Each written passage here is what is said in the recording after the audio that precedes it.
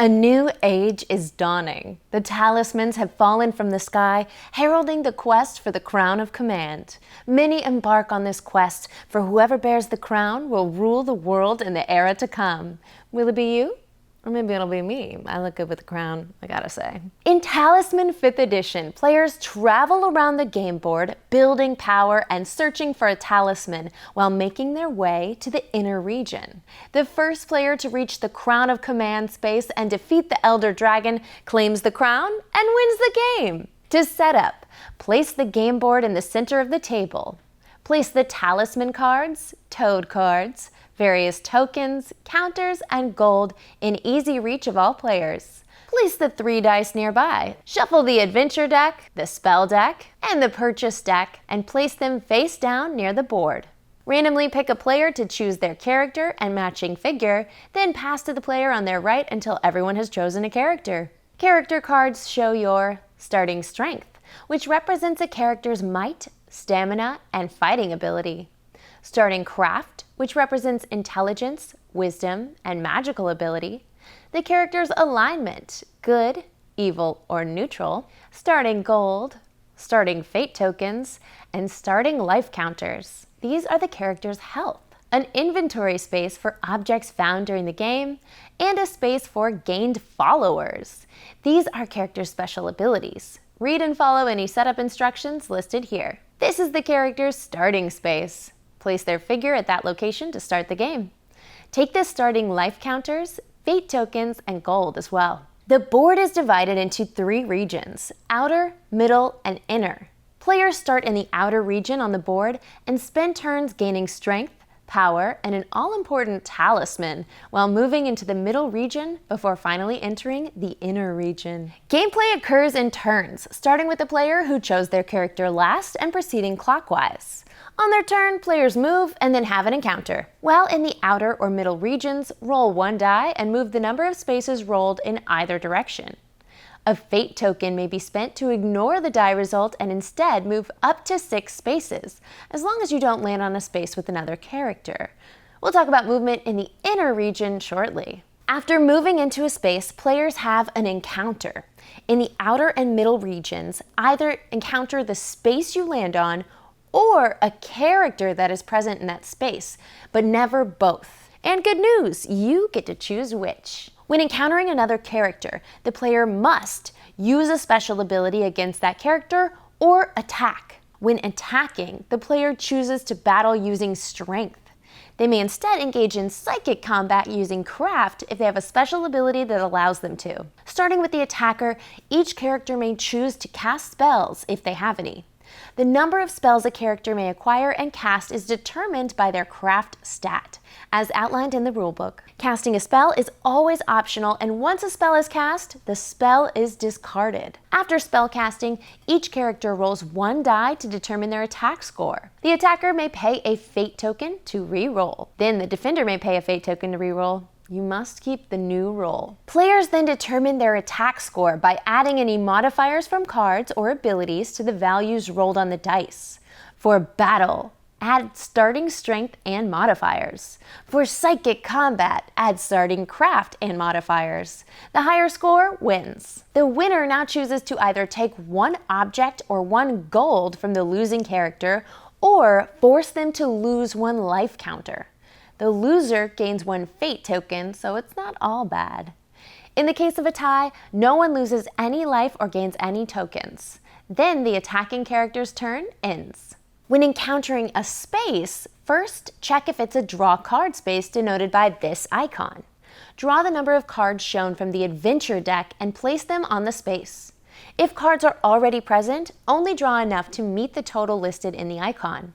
Then encounter the cards by reading and following their instructions, starting with the lowest encounter number and moving up to the highest.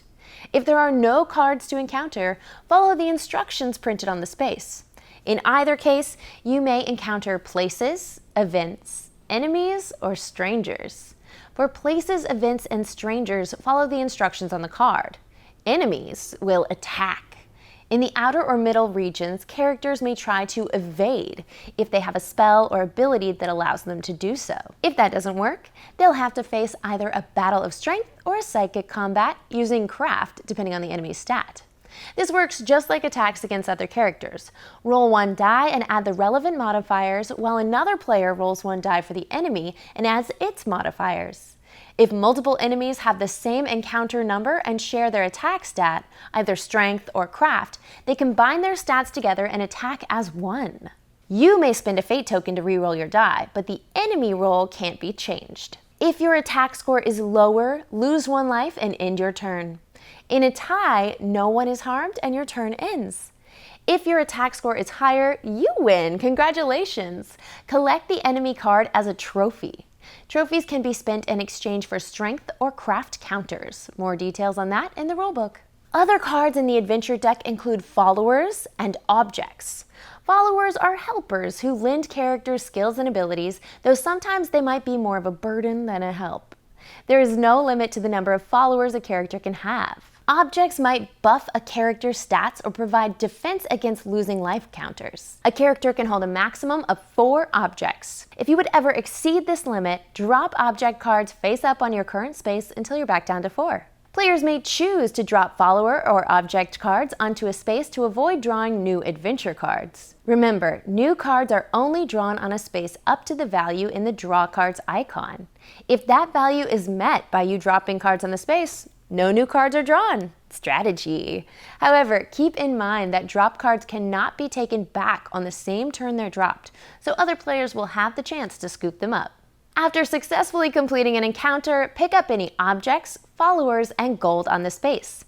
If the encounter ends with the character being moved, begin the encounter phase all over again in the new location. If you're ever lost, consult the handy encounter flowchart on the back of the rulebook. Let's look at the board. The outer and middle regions are separated by the Storm River, which can be crossed by using the Sentinel's Bridge, a raft, paying the ferryman at the tavern, or as a result of an encounter. To cross from the middle to the inner region, characters must reach the Portal of Power space and have a successful encounter to open the portal. This must be open each time a character wants to move from the middle to the inner region. Once in the inner region, players no longer roll the die to move. Instead, move one space each turn, following the instructions on each space and moving ever closer to the ultimate goal of the Crown of Command. Sometimes a player might get a little overzealous and enter the inner region before they're strong enough. You wouldn't do that, but someone might. If that happens, players may turn back, moving one space each turn back toward the Plane of Peril, ignoring the rules of all spaces along the way. Once they reach the Plane of Peril, they may cross over to the Portal of Power without having to open the portal, or they may stay in the inner region and continue trying to reach the Crown of Command by resuming normal turns. Inner region encounters are a little bit different. Creatures cannot be evaded in the inner region, and spells have no effect on them here. Other characters can only be encountered on the Plane of Peril, Valley of Fire, or Crown of Command spaces. When landing on the other spaces, follow the rules written there. To enter the Valley of Fire in the inner region and reach the Crown of Command, players are going to need a talisman. Talismans can be found in the adventure deck or by completing a quest from the Warlock's Cave in the middle region. Talismans don't count towards your object carry limit and may not be intentionally dropped on the board. If you run out of life counters, you have been defeated. Immediately end the turn and place the fallen character on the village space in the outer region. Don't worry, you get to keep all your stuff, all objects, followers, spells, trophies, gold, counters, and fate tokens stay with the character. There's no grave robbing here. At the start of the character's next turn, they must spend gold to purchase as many life counters as they can afford, 1 gold per counter. Broke? Take a single life counter. Then the turn ends. But you're back, baby, and you can keep on going after that crown. The first player to reach the Crown of Command in the inner region and defeat the Elder Dragon there obtains the crown and wins the game. You did it! You rule the world now! Congrats! And you also know everything you need to know to get started playing Talisman 5th edition. Further details can be found in the rulebook if you need to look anything up while you're playing. And if you're looking for more, check out Talisman Nemesis, an expansion that adds one player as the nemesis while the rest of the players work together as heroes to defeat them. A perfect way to forge the bonds of friendship, or break them. Only you can decide. Have fun!